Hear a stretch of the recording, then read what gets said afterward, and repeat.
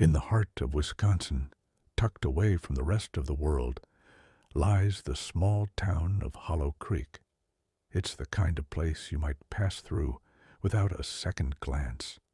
Quiet, peaceful, and seemingly forgotten by time.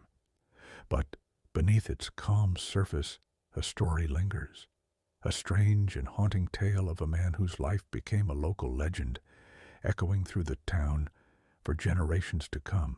His name was Earl Gannon, a reclusive handyman known for his odd habits and an eerie, almost constant silence.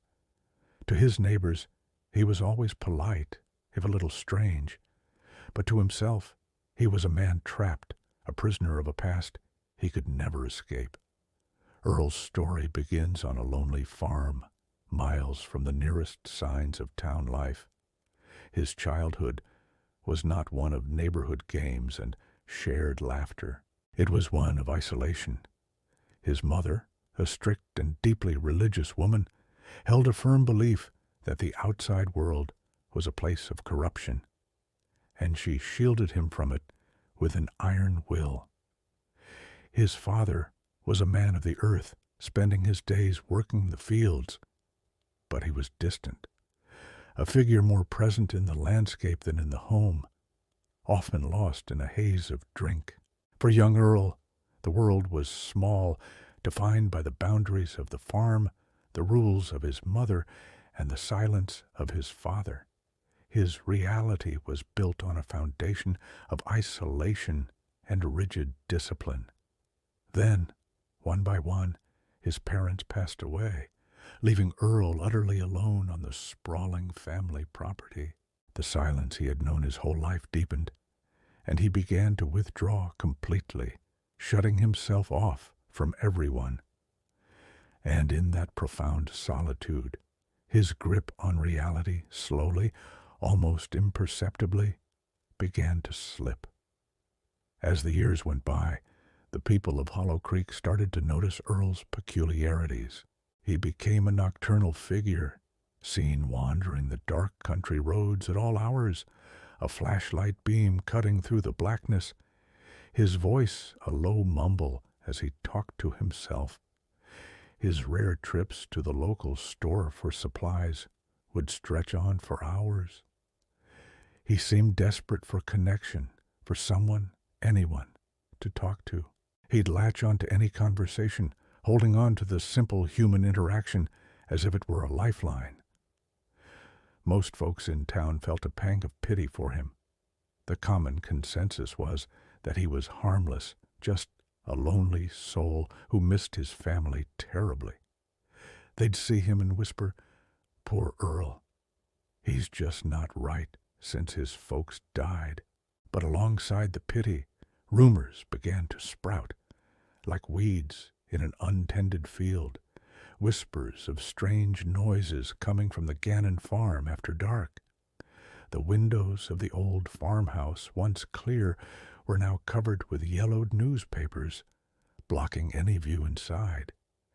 And on humid summer nights, a strange, unpleasant smell would sometimes drift down the road, carried on the breeze.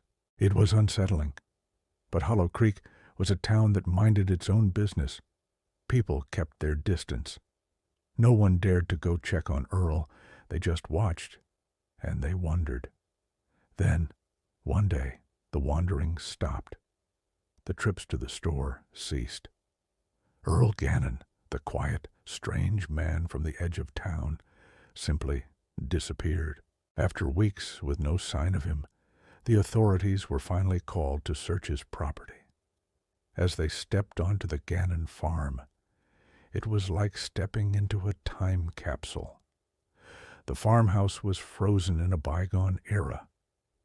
Every room was a chaotic shrine to the past, filled to the brim with old photographs, their faces staring out from dusty frames.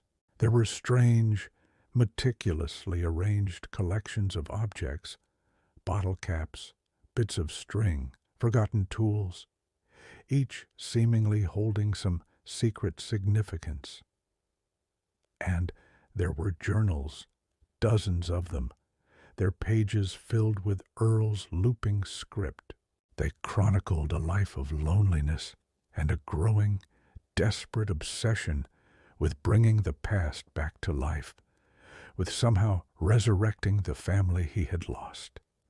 The entire farmhouse had become a museum of his own memories, a physical manifestation of his profound grief and spiraling madness. But amidst all the clutter and the sorrow, there was no sign of Earl himself.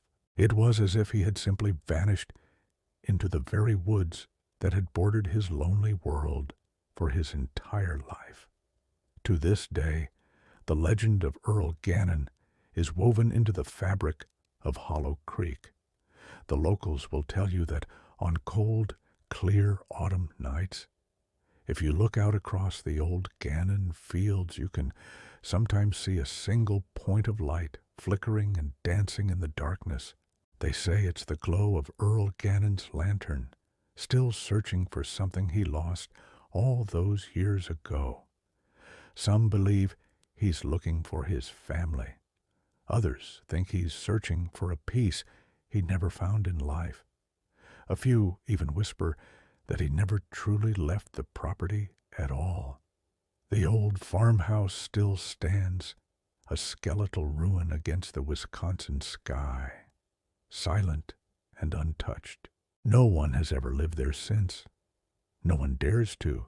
The townsfolk simply call it the Gannon Place, a stark and solemn reminder of how easily isolation can twist a person, how loneliness can turn a man into a ghost long before he's gone. Earl Gannon's story isn't really one of violence or traditional horror. There are no monsters hiding in the shadows, at least not in the way we usually think of them. It's a quieter, more human kind of horror story, a story about profound loneliness, the crushing weight of obsession, and how our own memories can consume us when we cannot find a way to let them go.